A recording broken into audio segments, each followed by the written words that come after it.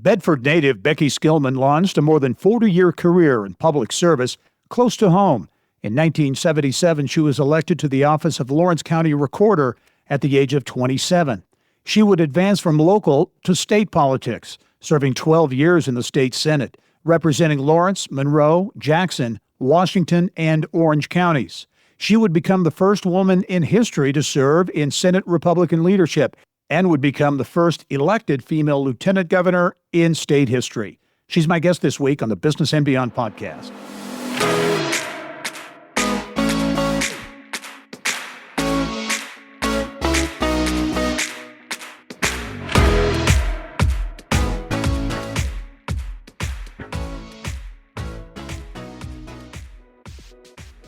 Hello and welcome to the Business and Beyond podcast presented by PNC. I'm Gary Dick, and I'm really pleased to be joined this week by Becky Skillman, the state's 49th lieutenant governor, the first elected female lieutenant governor, and someone who is out of politics now, but certainly continuing to give back to Indiana in many ways. And Becky, really appreciate you taking the time to join me. It is great to be with you, Gary. Mine brings back fond memories of being on your show for many years. Many years, talked about lots of high-profile deals and issues over the years, and that was certainly an enjoyment on my part as well. As mentioned, you had a very high-profile, or have had a very high-profile career, more than 3 decades in public service, 49th Indiana Lieutenant Governor, more than a decade leading Radius Indiana, an 8-county economic development group there in south central Indiana. But you haven't retired. You're still keeping busy. What are you up to these days? I am busy, and in addition to serving as a lead corporate director on Old National Board, I also serve and volunteer with some nonprofits. After 36 years in public office, I also wanted to give back not only to my community, but give back to my family. How would you like to be the spouse of an elected official for 36 years of your married life? My husband is a state, and of course our son, who is in Indianapolis. I was an elected official before he was born. Right. So now I have some time to give back to my family as well. That's great. 36 years in public service. It all began with your election as Lawrence County Recorder, right? Was that your first elected office? That is correct, at 25 years old. Wow. I might add that, people often ask, how did you start in politics and government, or what was the motivation? And my grandfather was a mentor. There were not many women in higher office, to mentor me during that period. But my grandfather, I was the firstborn of 5 granddaughters, and we had a very special relationship. He had a keen interest in politics and government and talked to me on his level like an adult from the time I was a little girl. So it never occurred to me that I couldn't or I shouldn't run for public office at age 25. What do you remember about that first campaign, or was there a campaign? How did it all play out? There was a campaign. And let me say, I am also most proud over a 36-year period of never having a primary opponent. Wow, that is amazing. I wouldn't know how that feels to run against a member of your own party. But while many of my friends were saying at that point, why would you want to work in that old musty courthouse? I thought it was terribly exciting to think that you would be serving the people of Lawrence County. Yeah. Got in that first job as recorder. Obviously, it maybe sparked something. You went on to serve 16 years in the state Senate, ultimately becoming lieutenant governor. What about that first experience maybe propelled you on to seek higher office? At a very young age, and during my second term as a county recorder, I was elected to be the president of the Indiana County Recorders Association. And of course, I had an agenda. I was going to the State Board of Accounts.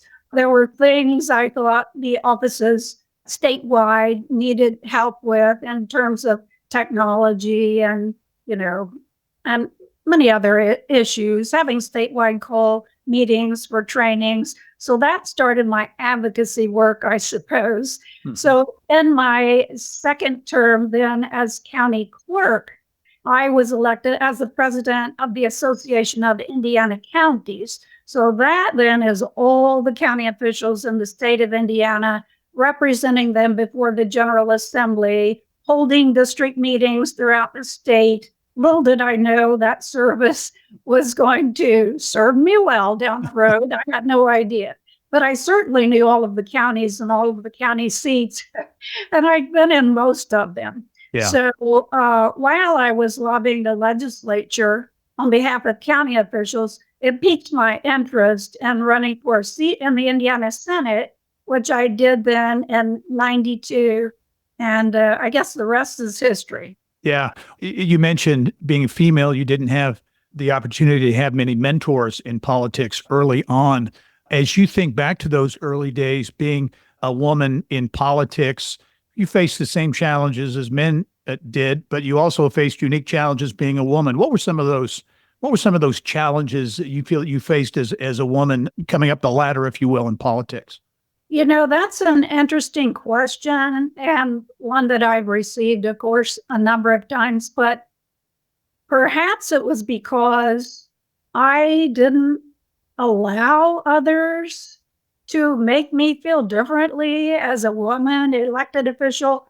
I cannot say that I experienced any type of bias along the way. Now, there were funny things that happened, of course. I can chuckle about it now. You know how we have the third house meetings on Saturday mornings throughout the communities when legislators come home on the weekend from session. I will tell you that I went this one particular community, and I had as many as, I don't know, 20 communities. But in one community, 5 legislators would appear for the third house breakfast, and the introductions would be, please help me welcome Senator Young, Senator Lewis, Representative Steele, Representative Oxley, and Mrs. Skillman. Oh, gee, So, you know, they couldn't bring themselves, I think. Senator Skillman, because I was a woman. Yeah. So there were funny things. And then, you know, individuals would call my Senate office and speak to my legislative assistant and ask to speak to Senator Skillman. So I would answer the phone and they would say, yes, but is he there? You can chuckle about that now, right? Right. Take it in stride. Yeah. 16 years in the state Senate. What do you remember about your Senate career in terms of any highlights, any lowlights during that time? All good. I have only fond memories of those years in the Indiana Senate.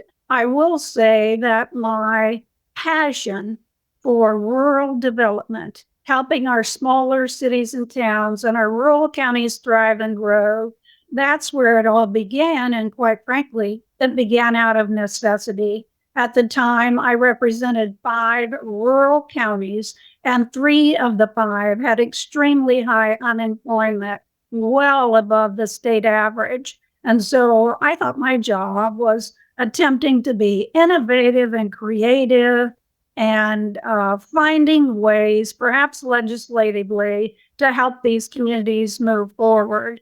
One of the first things I did was to mandate that state government come up with a rural development strategy. So that was number one. And then often look for, you know, incentives for businesses to locate in some of those areas that were hardest hit by unemployment. And that's one reason why many, many years later, I was very proud to create the state's first ever Office of Community and Rural Affairs, to be a partner to communities and local officials throughout the state of Indiana. I want to get your take on regional economic development and rural economic development, because I know you're very passionate about that, something that's an important issue here in a moment. But you're in the Senate. Mitch Daniels selected you, right, to be his running mate, his lieutenant governor. How did that all come about? What do you remember about that process of becoming a candidate for lieutenant governor? Well, I remember a lot. So, in Mitch Daniels' first week of his campaign, he came to my Senate district first in that RV. He called ahead, called in advance to say, would you ride with me on the RV for a couple of days and introduce me to your constituents in that 5 county area? Well, I thought that would be great fun because I had already pledged my support to him as a candidate. You'll remember he did have opposition in that primary, but I'd pledged my support. And, we had the most wonderful time as I introduced him to rural residents of 5 counties. And I don't know, we just connected. But I also thought, my, this is something new, different, and unique. We were having biscuits and gravy and little crossroads in the country cafe. And I'd never seen a candidate for governor approach it like that. And, that meant the world to me. I was just so excited thinking about, I was the majority caucus chair at that time. So just thinking about having the number 2 position in the Senate while I worked with a governor of my own party would be wonderful because in my 12 years in the Senate, that never happened. It always been the other party in the governor's office during my Senate service. That's what I was excited about. Yeah. After he won the nomination, of course, in May of 2004, within just a couple of days, I happened to be in my Senate office, although it was during the interim. I was in my Senate office when my legislative assistant got the call that he would like to speak with me, and could I come over to the campaign office? And yeah, that was a memorable day. I'll bet. The RV you talk about, I think that was a kind of a stroke of genius from a campaigning standpoint. What was it? Was it RV1? Was that the I think that's what they called it. And he would go around and literally visit every nook and cranny around the state. It was not only masterful, but it was absolutely the right thing to do. What better way to get to know Hoosiers than to stay in their homes overnight, to question them about the community and what's going on and what are the needs and how can we help? He was so sincere in that effort. And of course, he has many fond memories of that time as well. As lieutenant governor, in some states, I think the lieutenant governor role is perhaps more ceremonial than anything, but that's certainly not the case here. Not the case when you were lieutenant governor. You had lots of responsibilities: agriculture, energy, tourism, terrorism, rural economic development. You had a long list of responsibilities, right? So you had a lot on your plate. Well, I did. And that's one reason I said yes. What better way to be able to help than to continue to work on issues that have been my longtime passion. I mean, the rural development, economic development, of course, and had to implement the first ever state Department of Agriculture.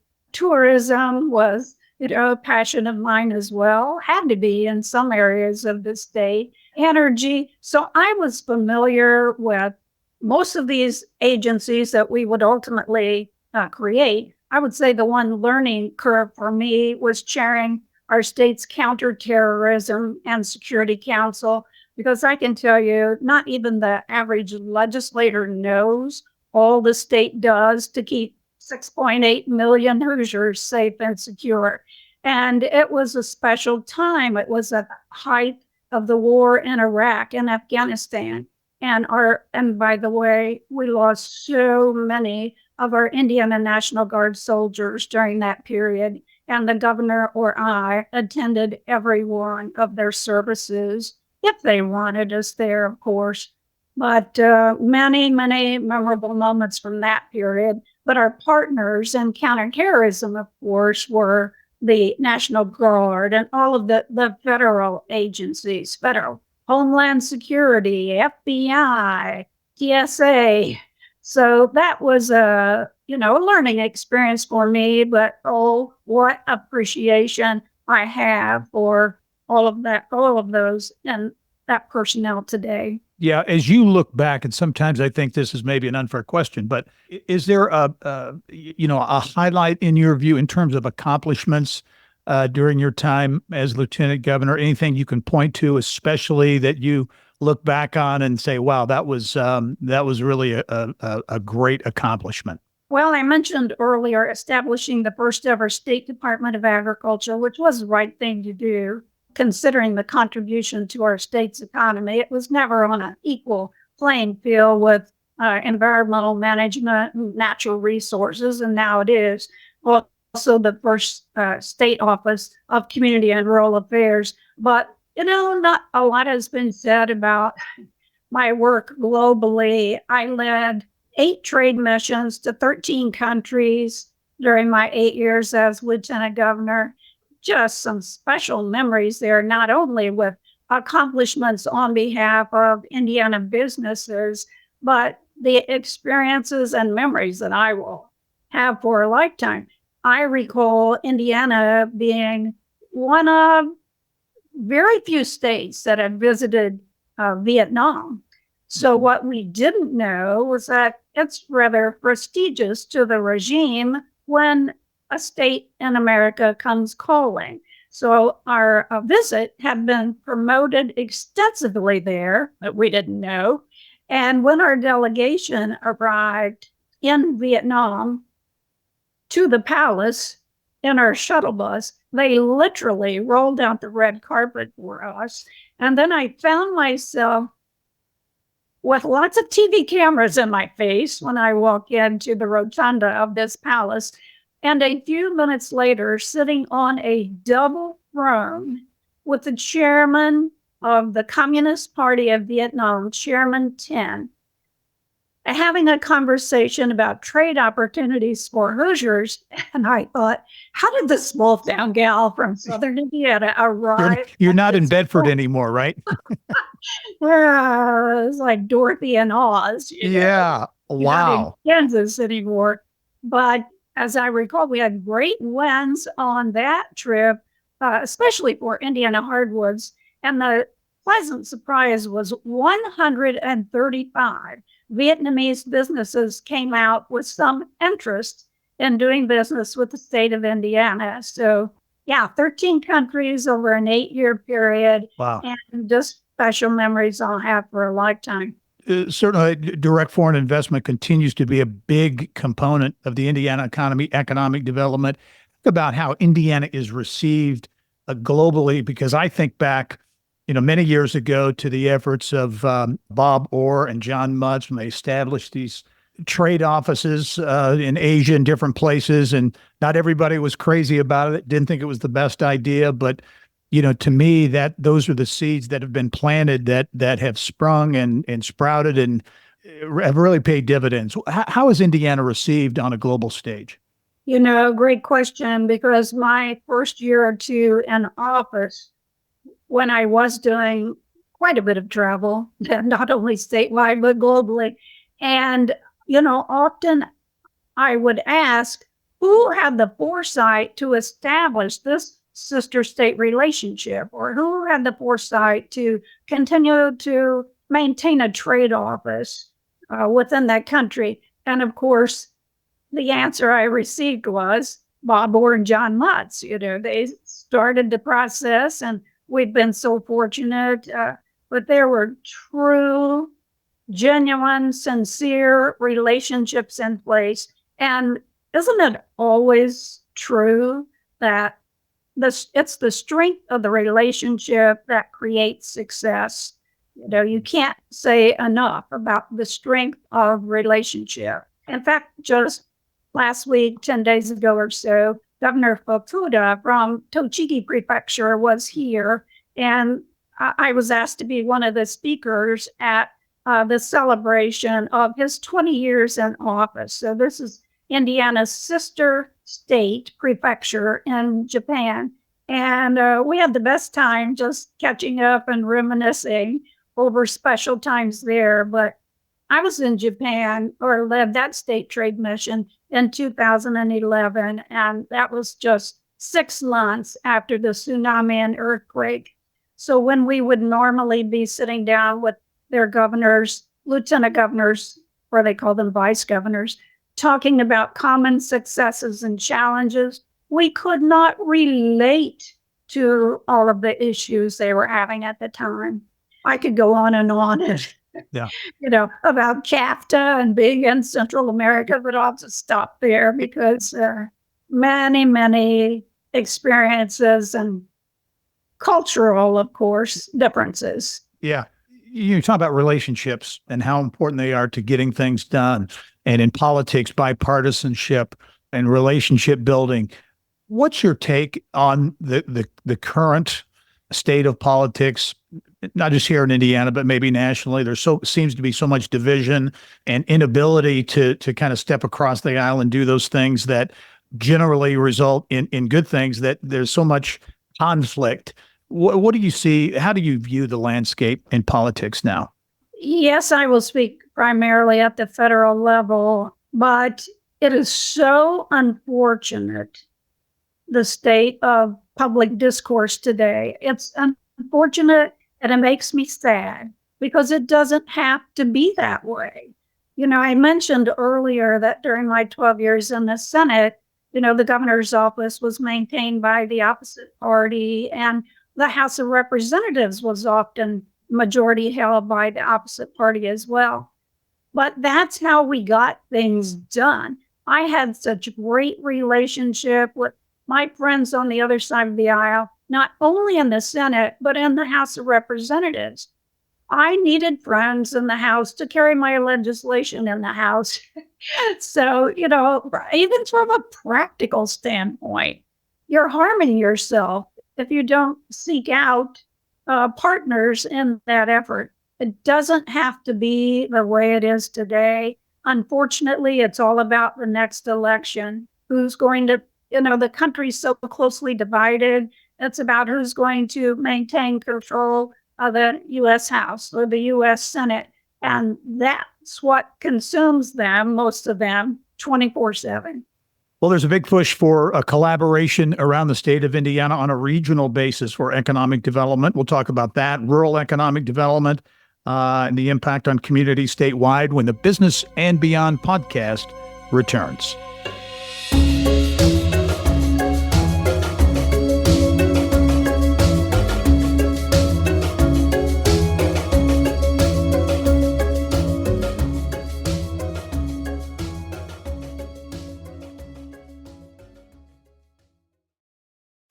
At PNC Bank, we're committed to making a difference in the lives of our customers and communities by helping them move forward financially.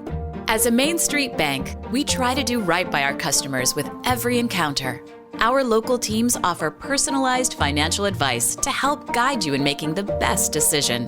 We're proud to be part of your community. PNC Bank. See how we can make a difference for you at pnc.com. Copyright 2022, the PNC Financial Services Group, Inc., all rights reserved. Welcome back to the Business and Beyond podcast presented by PNC. My guest this week is Becky Skillman, a public servant here in Indiana, held public office for more than 3 decades, and of course, the 49th Lieutenant Governor of the state of Indiana. And Becky, as you touched on a little bit in the first part of our conversation, you have a real passion for rural economic development and in helping communities, rural communities around the state of Indiana. When you left the Lieutenant Governor's office, you decided to take on another big role as CEO of Radius Indiana, right? The economic development group for, I think, 8 counties in southern, south central Indiana. Give us this thumbnail description of Radius Indiana. Radius was created in 2009. In fact, it was during my time as Lieutenant Governor, and I'm the one that came to the French Lick Hotel with all of the local partners to make the announcement of the formation of Radius Indiana in partnership with the state of Indiana. This was after the casino legislation was approved for French Lick West Baden, and of course, the rationale was economic development for the region. So the legislation specified that all of the contiguous counties would be a part of this economic development region. And then under our administration, a few months later, decided that the locals could determine where the dollars were best spent rather than the State Economic Development Corporation telling the locals where the dollars would be spent. So, yes, after I actually felt led there because it was 6 weeks before I left office when, and this was not on my radar, the president and CEO of Radius passed away unexpectedly at 59 years Wow. old. Mm. RJ Reynolds, you may remember, Sure. Yeah. a Toyota executive. But RJ passed away, and so I had two, the chairman of the board and another on the board of directors come see me at the State House. We talked about perhaps I could come home or perhaps I could help. And I thought, what a great way to continue to help your home region of the state work on issues that have been my longtime passion, and now have more relationships in place at the state and the federal level to be able to help. As you look at the impact of Radius, and there are other, of course, regional economic development groups around the state doing similar work, what's the impact been? Yeah, I should mention the counties: Crawford, Davis, DuBois, Greene, Lawrence, Martin, Orange, and Washington. What has the impact been? Because there's some real assets, most notably Crane, that is right there in your backyard, that is this technology and innovation dynamo. What is the impact of Radius had on the region, and where do you see things going? Yes, actually, Radius has always treated Crane like a ninth county, if you will. I mean, as much emphasis and support, because as you know, federal employees cannot champion their own cause. And so you need a support network outside the gate to do a great amount of that work. And coincidentally, in 2005, during the last base realignment and closure, when Governor and I were in our first year in office, and he's setting up an entirely new administration, of course, and we're in the middle of legislative session. And he said to me one day, Crane is your home region of the state. Would you like to be the point person on the BRAC? I thought, gee, thanks a lot. But indeed, I wanted to help in any way that I could. And of course, we secure professionals to help us in that effort. But back to Radius. So when I first accepted the role as the president and CEO of Radius, I had another friend in economic development, and both of us know very well in Northeast Indiana. And he said to me, because the first person I called on, he ran such a successful regional organization. And I reached out for, his thoughts and his assistance. And he said, well, the first thing I want to let you know is regionalism is an unnatural act among non-consenting adults. I thought, well, probably particularly so in South Central Indiana. And we chuckle about that now. But, during that period, and still today, it is not easy. You're going to have natural competition, community to community, but we shouldn't treat the city boundary and the county boundary, like a global boundary. Right. And in many places, one community did not know what their neighbor was doing to attract new businesses or to help local businesses grow. So we set out, to rebrand and to regroup to help this 8-county regional organization really, truly make a difference in the area. And I think Radius has done that. Now, not to my credit, but, the first 4 years was a rebuilding and a rebranding effort. I knew it was time for someone to take the organization to the next level. And I actually recruited Jeff Weil to follow me as the CEO. And Jeff has done amazing work. And I hope he's there for a long time to come. As you look at the potential for South Central Indiana, when you look at, again, Crane, I-69, obviously is complete or almost complete all the way to Indianapolis, making a major difference there. You've got Indiana University in the backyard as well. What's the potential impact and bigger picture? All this talk, the new industries that are coming up, semiconductors, microelectronics, and so many new industries that Indiana data centers. Indiana is becoming big players in. What does that mean for your region of the state going forward? Is this a transformational time potentially for the region? I think it is, and I believe there's unlimited potential. And particularly after the pandemic, there was a desire from many professionals to locate in what you might call non-traditional areas for their professions. But I'll give you just an example.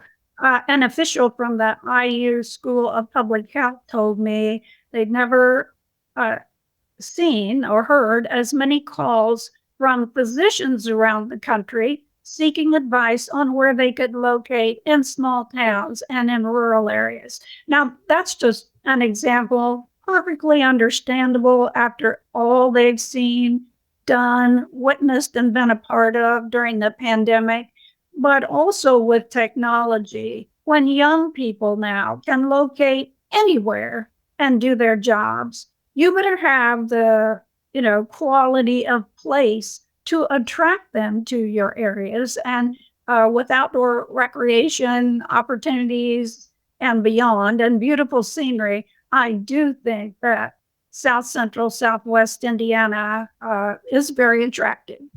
As you look, Becky, as we wrap up our conversation here, leadership, obviously at the local and state level, so important to the future of Indiana. Any advice to young people considering entering politics or getting engaged in politics, as we talked about the divisiveness earlier and how maybe that's prompting some people to not engage in politics? They don't want to get involved in that.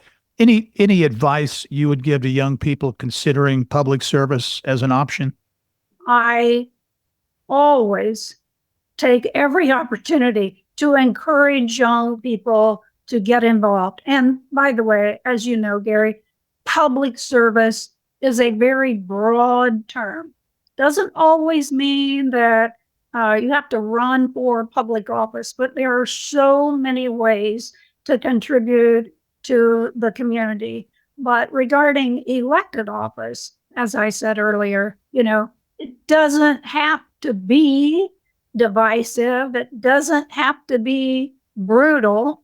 And a lot of it is what you're willing to accept as you go along life's journey, but if you are true to yourself, true to your values and beliefs, I think that makes a huge difference. In 36 years, I never said an unkind word about an opponent. Quite frankly, I just decided to ignore opponents and move forward and share what I plan to do and what I would like to see change. And I think that still works today. I want to think it does. Well, you've been a great example of what a public servant should be. Becky Skillman, 36 years in public office and continue to give back to the state. It's been a real treat to catch up with you, and I hope to see you soon. And thanks for all you do for Indiana and certainly for Bedford and South Central Indiana as well. Hope to see you soon. My pleasure entirely, Gary. You take care. All right. And thank you for joining us on this episode of the Business and Beyond podcast presented by PNC. It's a weekly conversation with achievers in business, sports, entertainment, and beyond. You can download all of our episodes, more than 170 episodes, and get Indiana business news 24/7. All you have to do is go to InsideIndianaBusiness.com. I'm Gary Dick. Thanks for joining us. We'll see you next time.